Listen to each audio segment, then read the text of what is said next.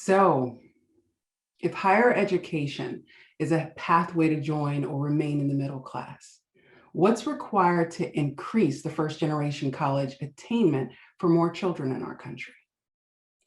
Welcome to Design to Disrupt and Reimagine Education, our Edupreneurs Roundtable. I'm going to take a quote from World Fellow Buckminster Fuller. You never change things by fighting against the existing reality. To change something, build a new model that makes the old model obsolete. Every month, we convene. Our mission is to cultivate the COVID collision of entrepreneurship and education. We are edupreneurs. I'm Neferteri Strickland. I'm founder of Teachers and a Benefit LLC. And I am joined by my conspirator, my partner, my collaborator in disruption, Benita G. Benita, unmute your mic and say hello to the people. Hello, everyone. I feel like I'm looking off to a distance. I haven't gotten my camera together today, but welcome to the Edupreneurs Roundtable. We disrupt stuff. I'm gonna tell you now, I've been disruptive all day today. All day. We were testing, and I took my kids outside after the test, and we sat at picnic tables and talked. No electronics. We've been on electronics for 3 hours today. And some of them pushed back. I didn't care. Hey, tell me what you like to do. What's anime? Explain it to me like I'm a 3-year-old. And so we are here to discuss first generation college students and just access to college, and not only to get them in, but to get them finished. Because it's a huge difference in getting us in and then getting us finished. And we have you here. Please make sure you share in the chat. Raise your hand so that we can acknowledge you and you can share out so we can have a conversation, not to end here, but to continue forward and to disrupt education on all levels. Oh, I'm sorry. I'm the founder of Global Education Concierge, where we do all things of and about and for education. And we work with parents, educators, educational institutions, and community stakeholders. Beautiful. So each roundtable session, it's slightly different, but the desired end result is the same, that we connect you with the resources that'll help you accomplish your goals that lead to stronger business, organizational, or educational ecosystems. And because you're a problem solver who isn't focused on your solution, but providing solutions that are developed with the communities you serve, and to ensure that that solution is sustainable and balances your intent with your impact. I just want to call out a few of our disruptors, our roundtablers that are in the room. Daniel Aguirre, I saw you just joined us, but you didn't turn your camera on.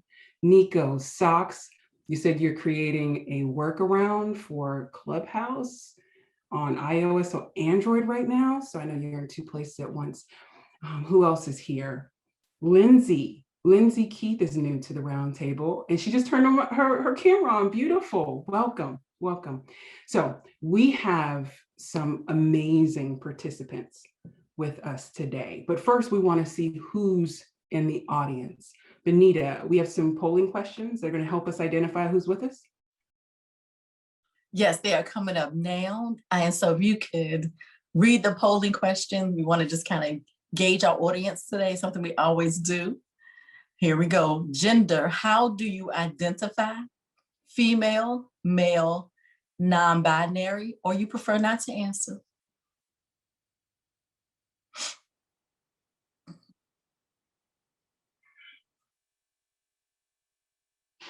Now, I'm not going to take too long on this. Like I tell them, it is not an option on this particular panel. That would be the after midnight panel. I'll send you the link for that. All right, we're going to go ahead and close this in 30 seconds. Oh, that's okay. Emily is ready. She's like, look, if you don't know by now, you should know. You should have picked whatever you wanted to choose. Like I tell my students, we're in America, whatever you decide, just let me know so that can be appropriately in place and in order. All right, we're going to look at our results. Oh, no, sorry. Next question. We'll come back to how do you identify? This one is about student, parent, educator, or interested community member. And I know many of you, this is a dual crossover Pick the one you feel led for tonight. It looks like we're mostly composed of interested community members, second to that, educators. Beautiful. Okay. Who went to Virginia State? Wait a minute. Who said they went to Virginia? Hi, girl. Girl, I grew up wanting to be a woo-woo. Hi, I was a Trojan. I'm sorry to not introduce myself, but I was a Trojan. I was a recruiter from Imhotep, me and my best friend. Yes, hey. Well, I am from Lawrenceville, where St. Paul's was. I'm not sure. Is that in Virginia? It's in Virginia, so it closed about 2011. Oh. But I grew up 35 minutes from Petersburg, so Virginia State was like the extension of our high school. Oh, nice to meet you. Nice to meet you. All right. Hey, Benita, this absolutely just turned into a round table. So with the exception of Alabama, because we're not going to do the roll tide in the chat, right? Where'd you go to school? Where'd you go to college? Put it in the chat. Drop it in the chat.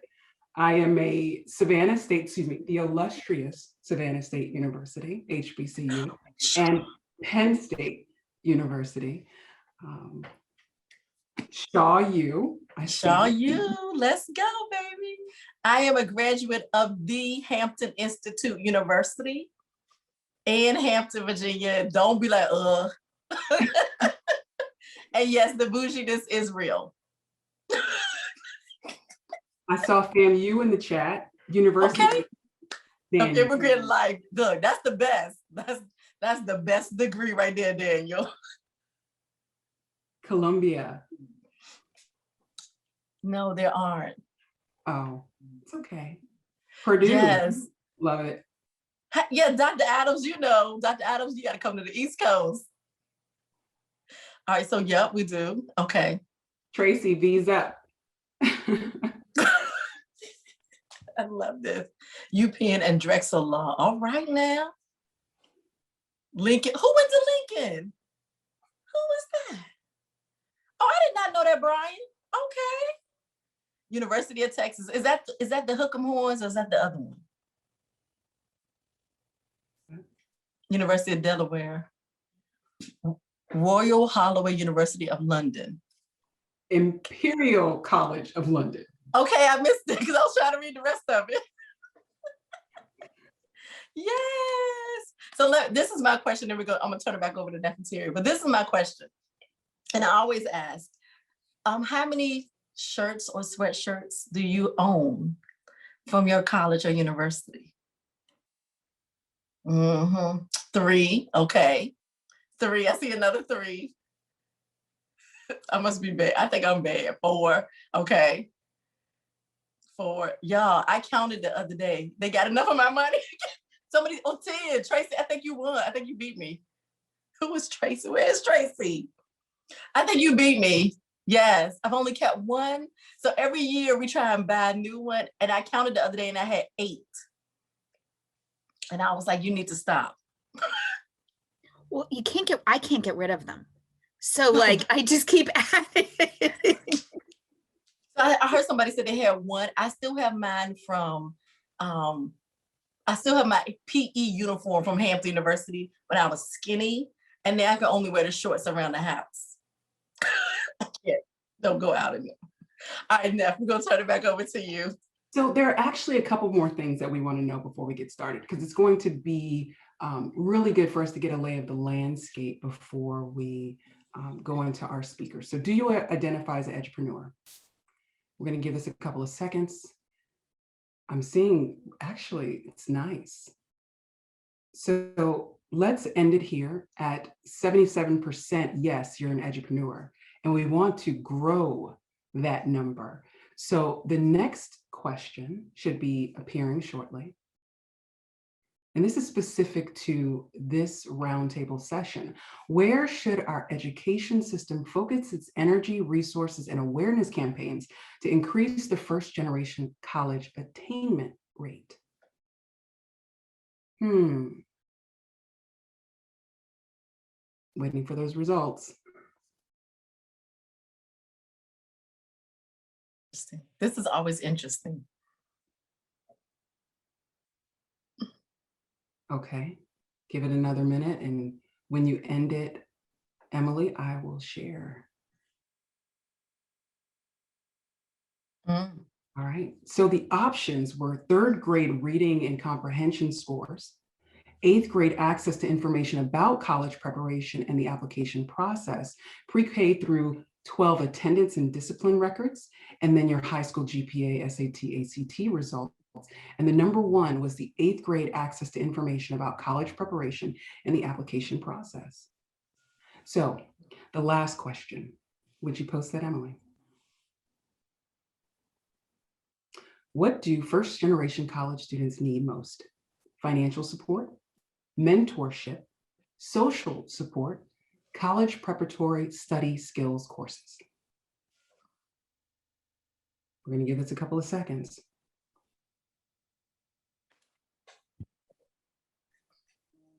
And when you're ready, Emily, it's interesting. So 85% mentorship, 15% says these students need social support. Oh, So nobody see a financial. It's we're going to dig into it. So our first guest, very, very close to my heart, she is Dr. Eve. Dr. Eve is a proud native of Charlotte, North Carolina, the oldest of three children raised by a single mother. Eve overcame many obstacles to earn her PhD at the age of 28. Dr. Eve is on a mission to inspire, empower, and uplift first-generation college students and graduates across the globe through personal transformation and entrepreneurial development. Dr. Eve, welcome to the roundtable. Thank you for having me, and what a joy it is to be here. I'm having a lot of fun already, so this is great. It's a great intro to what we're doing. Again, I am Dr. Evangeline D.B. Hudson. I'm currently located in North Carolina, so if anybody's in the area after COVID, let's get together for coffee. I'd love to. Virtual clap, love that. But really excited to talk about first generation achievement, being that I am, of course, a first generation college graduate. I was able to put myself through all of my education. I paid for 2 classes, all through a PhD. But the back end of that is that I took out student loans to supplement my income. And so when we talk about first generation college students, I am completely fascinated that nobody said financial support, because financial support is actually the number one thing that hinders a lot of first generation college students from being able to get to the end. Many with whom come from first gen backgrounds that are also low socioeconomic, meaning their parents aren't able to take out loans or give them money to pay for school. So a lot of times these students are working and having to put themselves through school.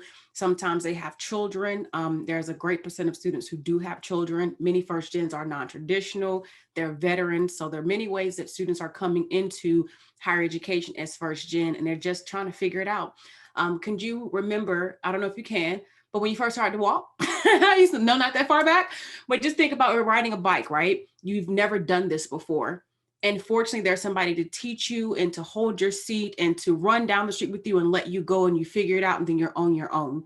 It's not like that going to college for a first gen. There's nobody holding the bike. There's nobody, there with the helmet and the knee pad. So if you fall, you just fall. And so when we think about higher education spaces and what we can do to be more supportive of students, all the things listed are necessary. Finances is definitely one of those things. Can you imagine, for some of you, haven't been able to go to school and just go to school and be a student because maybe mom or dad had a condo, an apartment, something for you to be able to just go live in and just be a student and worry about your grades and get your internships? But even thinking about social capital, when we get internships, where do they come from?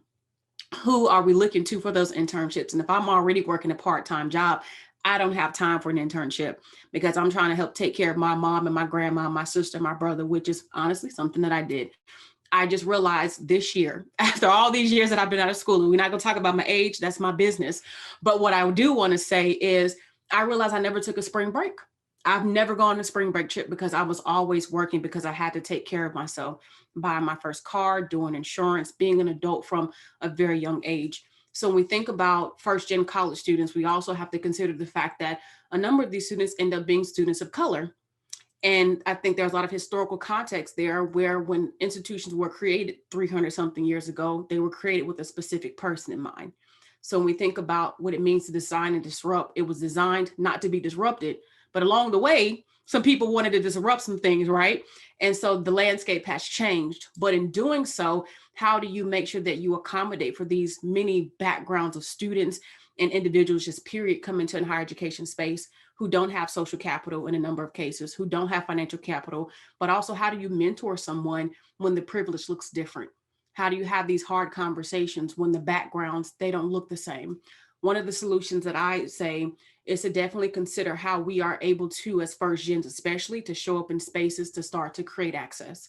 Actually, the 8th grade and 3rd grade question that was listed on the poll, on average, we're seeing 6th grade is when a lot of the issues are really starting to happen for students, when they can predict if they're going to college to jail. So there are some studies out there that talk about this. While in 3rd grade, we can't intervene, 6th grade is where we're really starting to see the most dropout as well. But think about who's dropping out. Where do they live? What are their parents doing? What are the situations at home? And even when we think about helping students, we even have to take a step further back and consider how are we helping the families. My mom, I used to joke and say she had one job for each kid and she had 3 kids, 3 jobs. I never got to see her.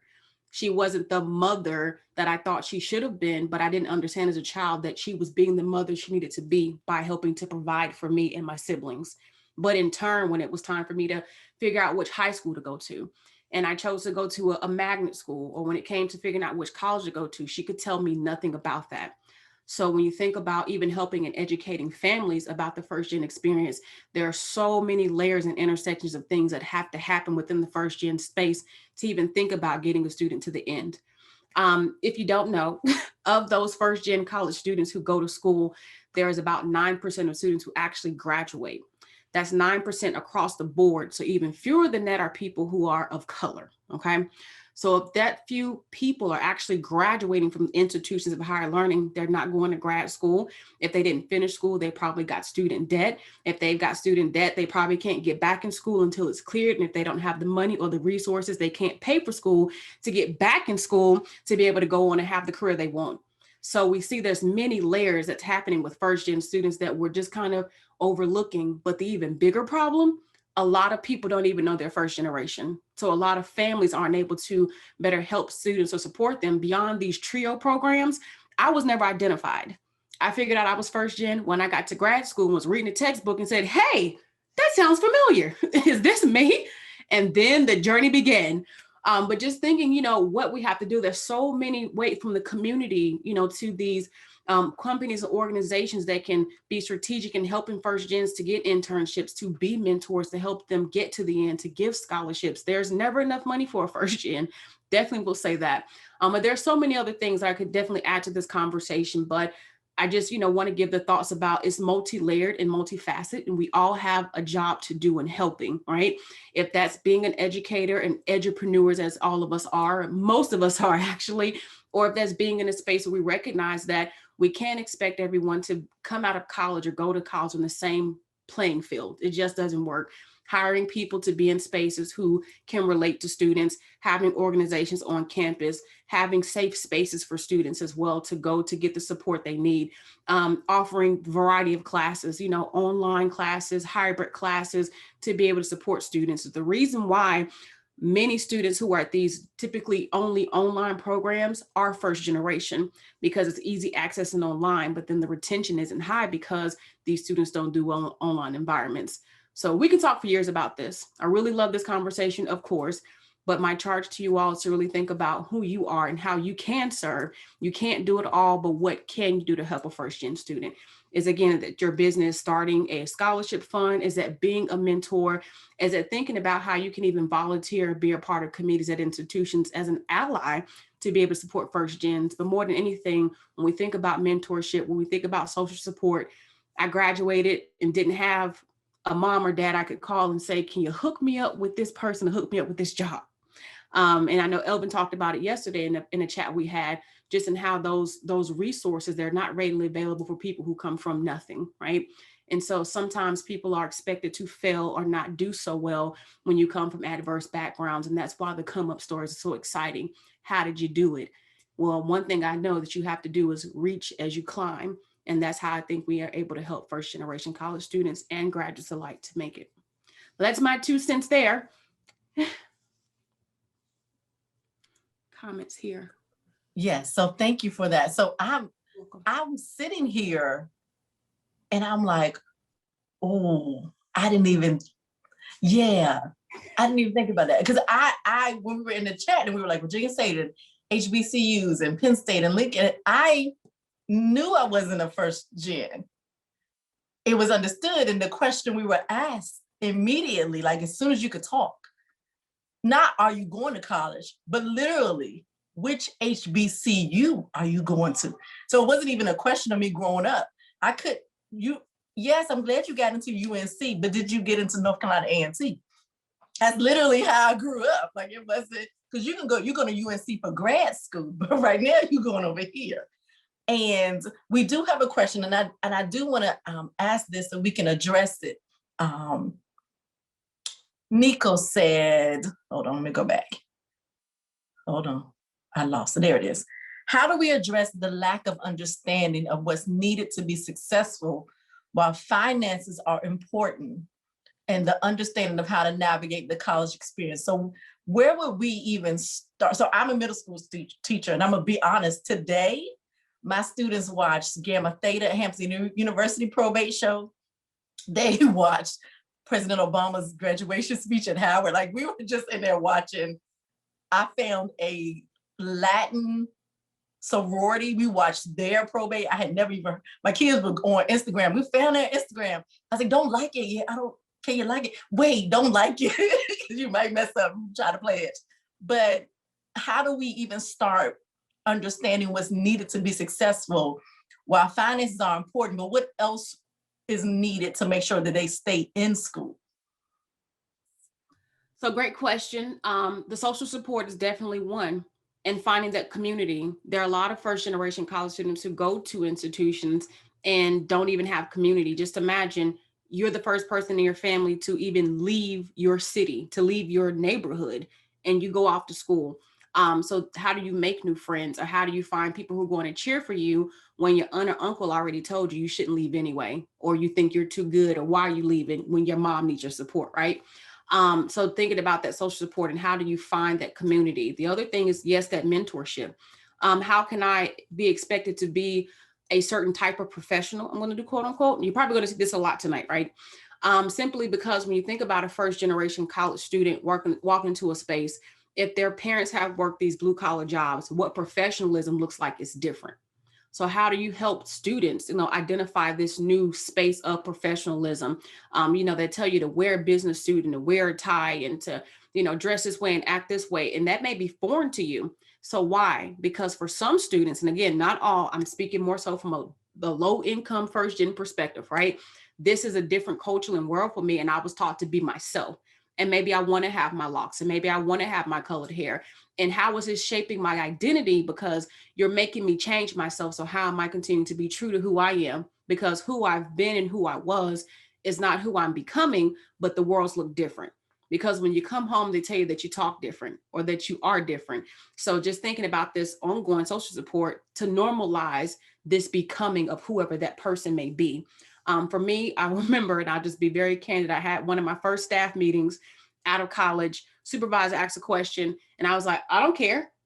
Now, I tell you that now, and it's funny, but then you was like, oh, everybody in the room, and I was like, what'd I do? But to me, you say what's on your mind, right? You say, and I had internships, but I had spaces of internships where I had mentors who were just very straight up with me, straightforward, so we could have these honest conversations. So what it looked like for me to be groomed was something that I had to learn through time, but through people pulling me to the side and saying, hey, maybe I don't care, it's not it. Maybe say I don't have a preference. So how do I resolve this identity conflict, right? Between my mom says, say what you want to say and say how you need to say it, but in the professional spaces, you have to clean it up and groom it up a little bit, right? But even outside of that, just thinking about students and the little things you can do, sending gifts, sending snacks, being able to send sheets and bedding, sending them off to college with the basic necessities. There are a lot of students who have food poverty. And so there are many institutions that are trying to create these kitchens or these spaces for students to even be able to eat. A lot of students go to college and they can't get home because they don't have the resources, or again, because they don't have the money, they're leaving after a semester and then they don't have a job, or being able to provide job opportunities. Can you help a student to even find a job to take care of themselves so they can have food and clothes and buy books? When I was in graduate school, I had to make some hard decisions. Going to buy this bed or going to buy these books because nobody's going to help me do this. And so you think about just the basic necessities are a lot of what first generation college students can definitely utilize. But more than anything, people who are cheering for them and not seeing the first gen as the barrier, but as a superpower, and helping them stay encouraged through their processes, over the years, and saying, yeah, you can do this. So long answer to your short question, but I hope that it helps. Yes, it did. And I see a lot of people sharing. Is there anyone who would like to share, if you were a first gen, what did you do that you now know, okay, this is something that I've definitely shared with other first gens. This is something that I definitely do for my community back home, for my family members, the next generation that's coming up. Does anybody want to share out what you do now currently, or something that's happened to you? Like, this happened, but now I know, so this is what I want to do.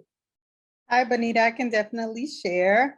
So just to introduce myself to the crowd, my name is Shanti. I'm actually the founder of College Thriver Education, and we actually support first generation low income minorities. So I'm so happy to be here today. My biggest hurdle was I was actually raised in a rural area, so we didn't have access to the resources that you would have growing up in a city. So it's like it triples the effects. And that's why I'm so passionate about this topic. What I learned is, so my mom, she didn't complete high school. My dad has a GED. So when it came to fill out the financial aid, which is why I selected that financial resources was not the top.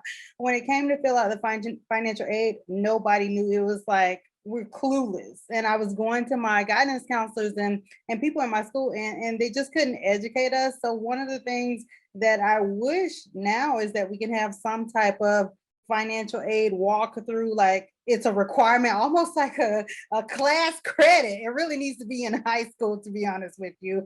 But we just literally signed our lives away, and I'm being completely transparent and honest. We didn't know, we didn't understand the interest rates. We just said, I was desperate to get out of my situation and I want to go to college, and literally I'm just going to sign my life away. And now I understand the consequences. So that is definitely something that I would like to challenge, the government, the society. Like, I mean, if you look, because I researched this, if you look up, like in 2018, 2019, they said over $2.6 billion in federal Pell Grant was left over.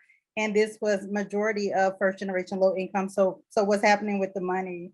It's because we don't understand the FAFSA. We're not filling it out correctly. And unfortunately, when you pass that deadline, it's now up to you and your family on how you're going to pay for that. So that's where I definitely want to give that feedback. Thank you for sharing. And I am even going to throw in there middle class to high class, even though we had parents that went to college. My mom's parents paid out of pocket for her to go. So when it came time, and my sister got scholarships, so when it came time for me to do my forms, we still didn't know how to do it because they had never had to. All right, I'm going to go down to Nico, and he's going to share his experience. Hey, how you doing? Can everybody hear me? Give me a thumbs up. All right, great. First of all, I'd like to thank the speaker. I really appreciate how you delivered your message, and I really appreciate what you were saying and what you were talking about. I'm a first generation student. Actually, even more to that, first boy to go to college, right? So I do understand. I going through college, attending an Ivy League where there's, very little Black people from the United States that are attending, right? So I think there's such a dynamic that exists there. And then the introduction to talk about what FAFSA looks like. Hey, well, I had friends that were going to Martha's Vineyard. I was dating women that had family who who owned on Martha's Vineyard. And then I got exposed to the fact that there's a difference between those who rent and those who own on Martha's Vineyard. Something that I wasn't in the realm of a guy coming from Chicago inner city, right? Graduating early and being exposed to these things. So I think that definitely, like, not only understanding how to, what economic vehicles exist, right? So I knew Black people who said, hey, get a FAFSA or Pell Grant, and then you can take the $2,000 that they give you, and then you can use that as a side hustle. Like they're turning that into a way for you to make money off of the money that was given to you.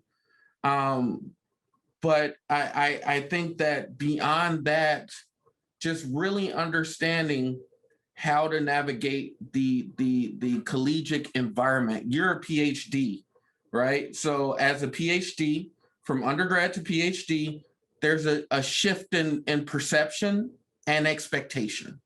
And if we don't really understand that, one, I couldn't wait to get to college. So the reason why is because high school sucked.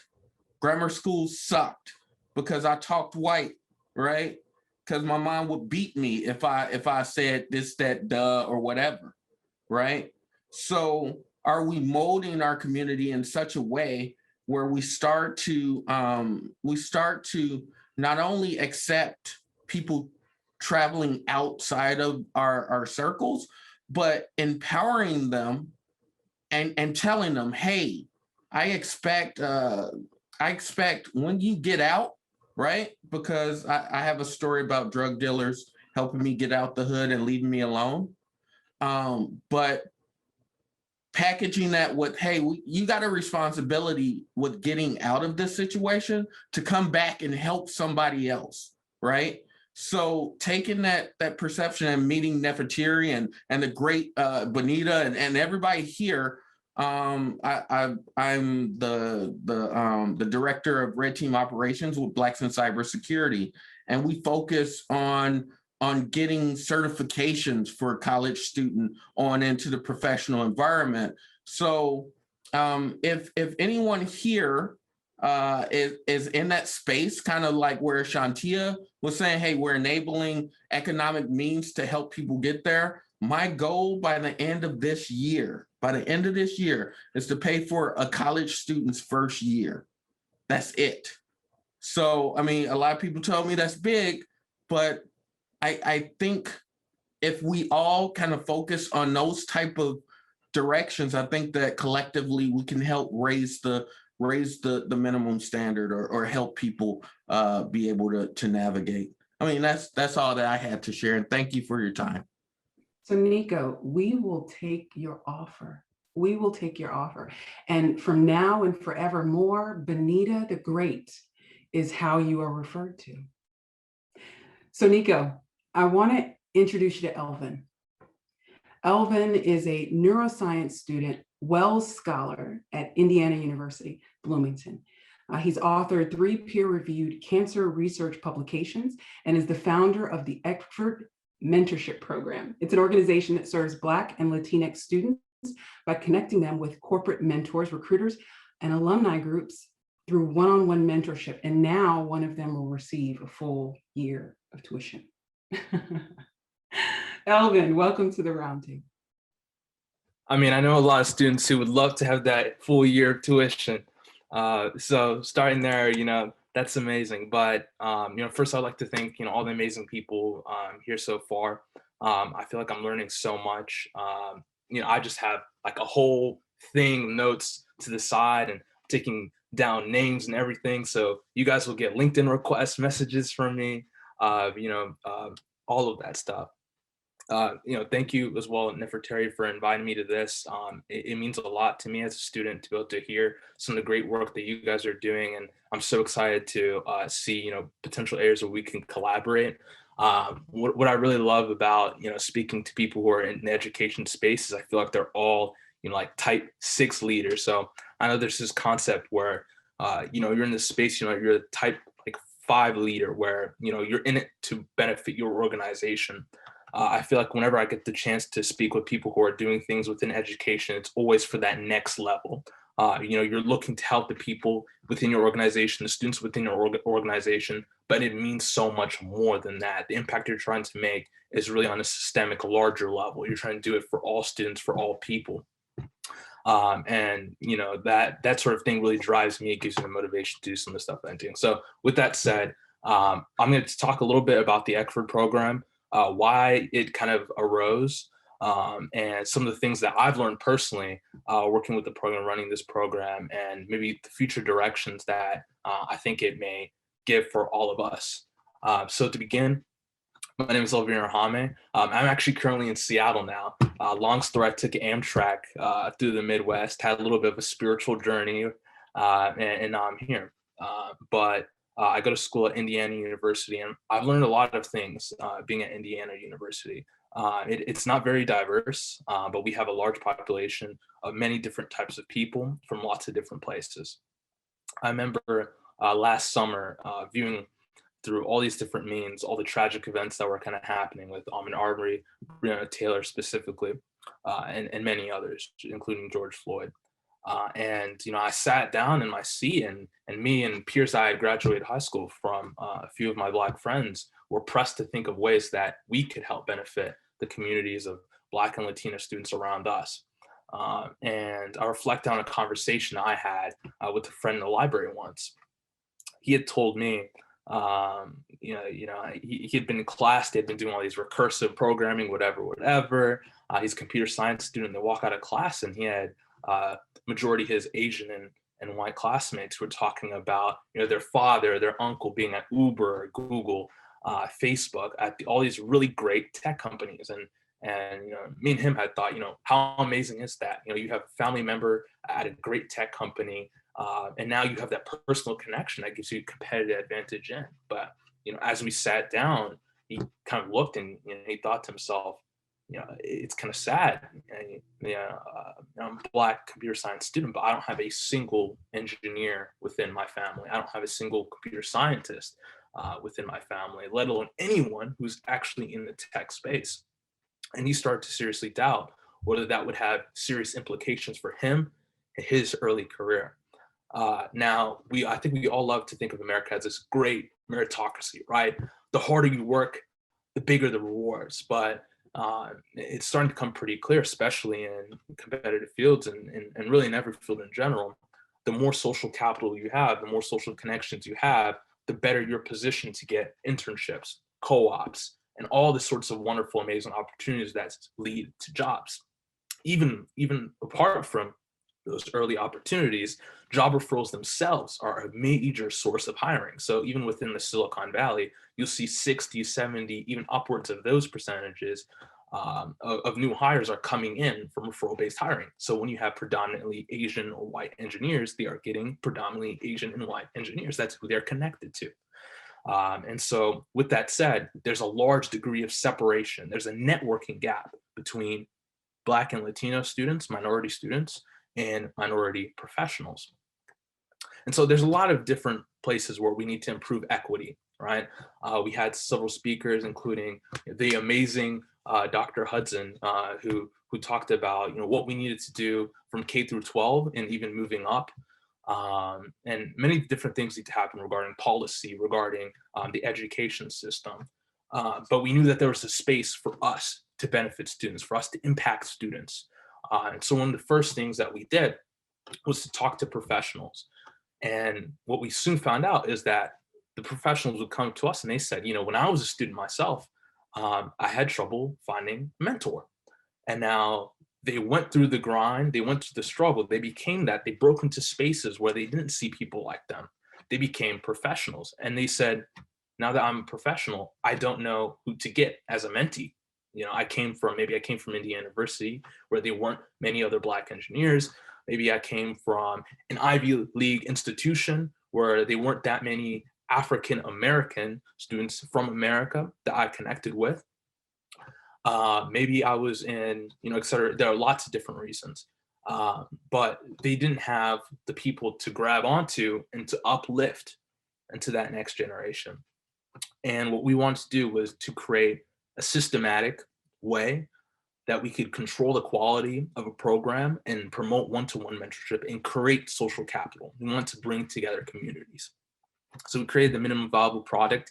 It was paper pencil mentorship. We got 250 people through literally cell phone, LinkedIn, text message, calling, doing everything we could to involve communities. And we got amazing initial interest.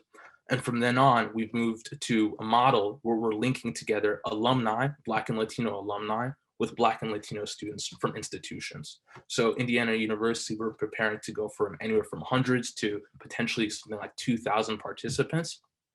And that's a model that we're going to consistently mirror across other institutions, HBCUs, in the hope that by creating these larger communities, by tracking analytics, creating gap reports, understanding what are the best things people are getting from these relationships and tracking these mentoring relationships, we can create social capital on a larger scale. And so one thing I always hear is, where's the benefit? Is it creating micro communities, small communities of people, let's say a NSBE within Indiana University, or is it creating, a partnership of a Black LinkedIn or a Latino LinkedIn? And I think the answer is both of them. I think you need to be able to hold on to these small communities in your areas, in your communities, in your towns, in your cities, in your schools, so that you have people you can talk to on a daily basis, people who are taking the exact same classes as you, who know which professors are good, which ones aren't as good. But you also need to be able to engage with the larger community. You want to be able to have people who are from rural Georgia or from Kentucky, I'm originally from Kentucky, who can connect with an engineer in Silicon Valley or a petroleum engineer in Texas. You need to be able to find ways to be able to bridge those divides, those degrees of separation, because systematic oppression, systematic racism has created those divides. And I think technology and what we're doing here with Zoom and all these amazing things is going to make that happen. And so I guess, my real call to action is just whenever you think of communities and whenever you're thinking of engaging students, think about ways that you can involve your communities with the larger communities. How can we combine resources together to be type 6 leaders instead of type 5 leaders? And how can we persistently and urgently kind of create the change that we hope to see? Elvin, thank you. You're a sophomore, right? Sophomore, yeah. I don't know what I was doing when I was a sophomore. I don't know what I was doing, but it wasn't this. Times call for, desperate times call for real measures. And I think everybody is trying to do something. And I love that, people in their own ways are coming together to do stuff for communities, whether that's donating to a Black Lives Matter, whether that's showing up, whether that's, raising voices about inequalities, inequities, and vaccinations. I think everybody's doing their part. And I'm glad that I have a whole team of people, a whole team of friends who are jumping on this to help. And so I love being here, and thank you to Neferteri. And if there are any questions, I would love to kind of discuss some of you guys' thoughts on this. I do want to call in Dr. Adams hold on, let me see. Who else said it? Oh, it's Dr. Hudson. Please, can you both let us know about what's thriving here in LinkedIn and in, I was about to say house party. Y'all can tell I'm old and tired. Clubhouse. Dr. Adams got it completely. That's Dr. Adams, the whole thing. Come on now, Doc. How much do I love house party? Hi, everybody. So Elvin, man, I definitely want to connect with you. There's an NSF fellowship with your name on it, brother. Over 6 figures and right up your lane. So want to say that. And the thing about Black LinkedIn, a group of us meet in Clubhouse. There's an article written by Ashanti Martin that was published in the New York Times. It's called Black LinkedIn is Thriving, Now What?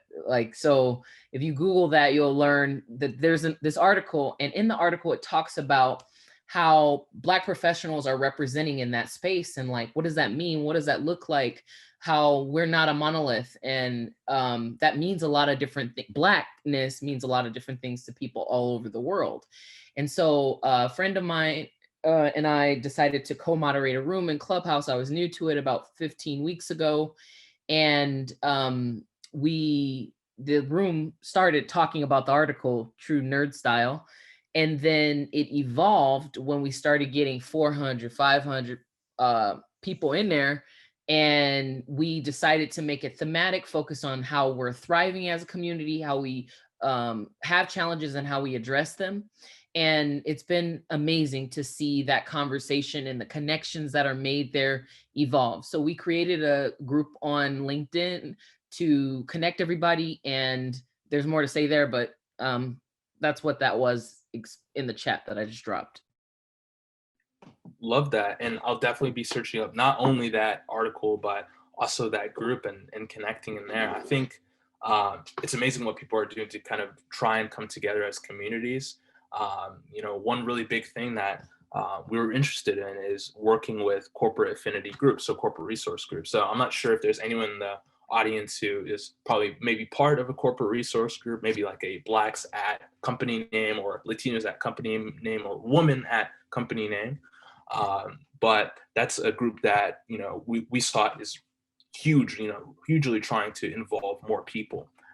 And what I've always had, a back and forth internally, because I feel like there's a fine line between pushing your employees to do the job of diversifying these industries and allowing them to just kind of fall into interest.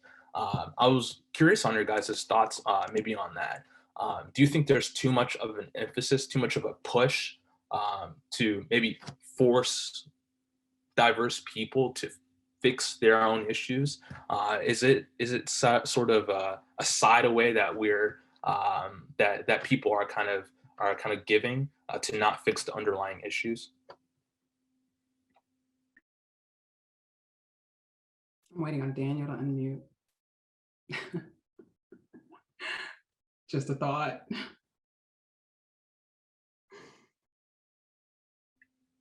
Or if you feel more comfortable putting it in the chat and I can read it out either way. Perfect. I think I'd like to contribute something to this. Hi, everyone. I'm a little sick, so you'll have to excuse my voice. My boyfriend and I actually argue about this particular topic all the time. And I think it's just like what the young man just said. It's a little bit of both. I think that we within our community have our own issues as Black people that we know of. That we know we need to work on. I think that there are clearly systemic issues that have historically kept us out of spaces as well. So I think that while we are fighting this fight, we do need for everybody to know and acknowledge the histories and the systems and how it's all happened and contribute to dismantling them. But we can't ask that and at the same time not go about the process of healing and understanding within ourselves. I think when we deserve to do that, to get back to our identity and to get back to that support of one another, and it's necessary. So I don't think it's a one or other situation. I think both need to be happening simultaneously.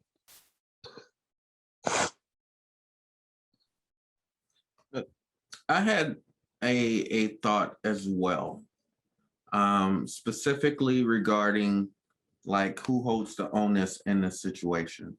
And while I'm 100%, well, I'm 97% behind what Letitia just provided, I started thinking about policies and protocols within an organizational structure and how that influences the overall culture of a given work environment, and how when we think about how we're going to shape the culture, it's great that we have people who want to step up and say and do things in allyship.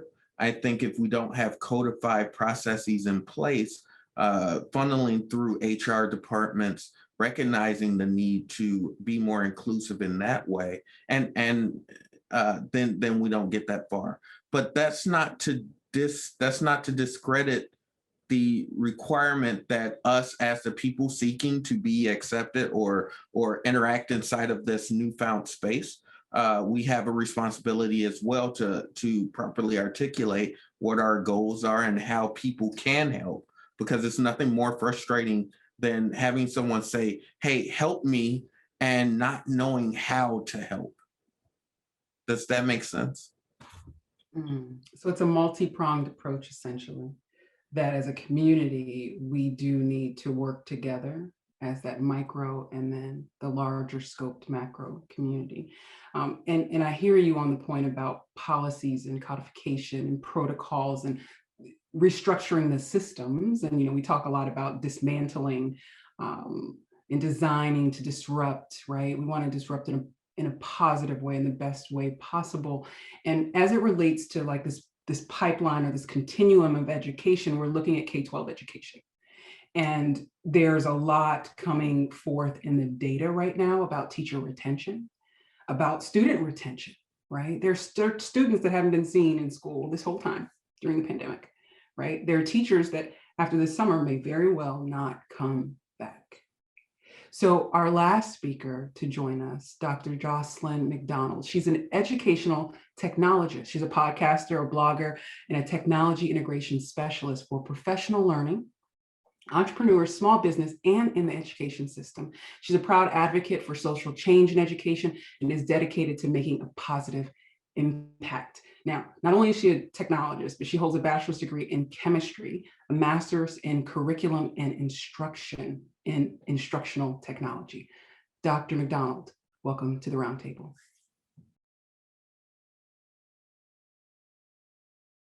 Oh, there we go. Sorry, looking for the mute. Oh, thank you so much. It's been a pleasure to sit here and just hear the conversation. It was kind of like I'm playing double dutch, and I just want to kind of jump in, but it was going to kind of segue into what I was going to share anyway, because a lot of the things that you guys were sharing definitely spoke to me, because I'm also a first generation student myself, or a professional. And a lot of the things that I do is trying to become that blueprint, not only for my immediate family, but for my community and for others. And it has definitely been a challenge, and not realizing that support. And I know in that poll we talked about where we see the most need is. And I kind of lean toward more of the mentorship and the social support component, because I didn't have that. And I have the pleasure of supporting educators, and I see a lot of students who are in lower economic environments may not have that directly to help them get out to even think about wanting to go to college.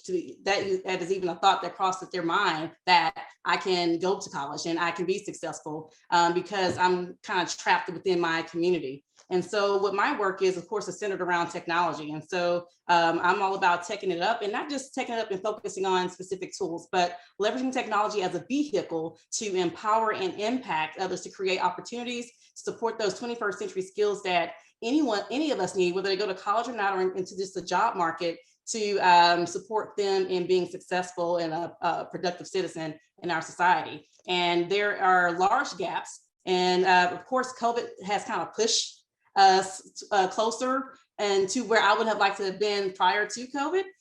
However, there's still a lot of strides that we have to make to support that process.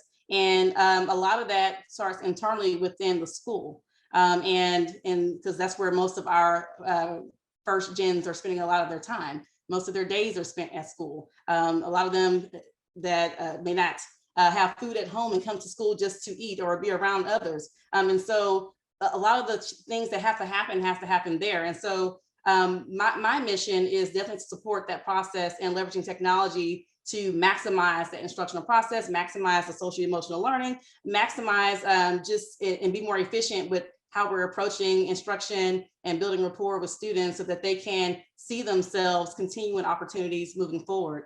And for me, that starts with leadership.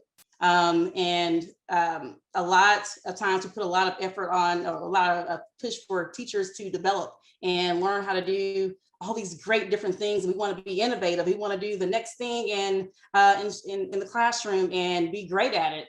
And especially even more so now with COVID having such a major impact in education, And we have students who are virtual. We have teachers who are teaching concurrently or trying to toggle between teaching in person and virtual at the same time. We have students who are in person, and there's a plethora, there's so many different things going on, but a lot of the focus is toward what to do with how to support teachers in the situation. But for me, it's like, how do we also support our leaders in developing technology as a part of their leadership practice so they can also then go in and build that culture around technology to support those different deficits that are happening. And, you know, I support all ranges of educators, from the executive leaders who are managing, the leaders of the principals who are managing, the specialists to the teachers. And what I've noticed and seen is that a lot of them are uncomfortable with technology. And we have this glass wall that we put on in public education where we feel like we have to look a certain way, do certain things, and we can't look bad. You know, that vulnerability, I like to bring up Brene Brown a lot, and, you know, being that her Dare to Lead book, and, you know, just using your vulnerability to kind of help support the process. And I think if we kind of move beyond that glass wall that we kind of have as leaders in the education system, it'll kind of help alleviate some of the trust and the I guess permission. I like to say I have to give myself permission to be great sometimes. And sometimes I didn't realize that because I feel like I have to be validated by what I did or what someone else is doing in education. This is the right way to do things. This is how you behave in a meeting. And these are the right things that you say. And, you know, and for me, I want to disrupt education and disrupt the norms of that, because that is not what's going to make the positive impact that we need to move our students forward. And for me, it's being genuine and focusing on work and not your initiative. Sometimes, a lot of times, like, what makes me look good, but what positive impact am I making, and how can I support the stakeholders in the process to make that work? And so a lot of my work is centered around leveraging technology as that vehicle, because a lot of our leaders are uncomfortable with it. I have leaders that are uncomfortable with something simple as using a Padlet, that expect the teacher in the classroom to work milestones with managing both the virtual and in-person students at the same time. But if you put them in the room to do it, they'll cringe. And it's like, well, how do you have these high expectations of others and you yourself aren't comfortable to perform? Use that vulnerability to go with them. And you don't have to be a technology expert, but you have to embrace some part of it, have a mission, a vision to kind of help support that process, so we can create our students and our first gens who are in those environments the majority of the day and positive learning experiences. And so I do that within a school system, and I do it without a school system. And so, of course, me being a woman of color in technology definitely also has a part to play, because we don't see a lot of us in the highlights of the tech industry, and a lot of our stories that probably aren't shared. And so, you know, there are great people out there that we can follow and do. And I'm looking to be kind of close the gap to let others know that you can too get into the tech industry and support and be the pretty girl that just doesn't have to, you know, be the person working at home, or you can be a boss, I guess is what I'm going to say, and go for it and still enjoy life and still make a positive impact. And so I do that through professional developments that I offer for educators, and I encourage all educators from leaders to teachers.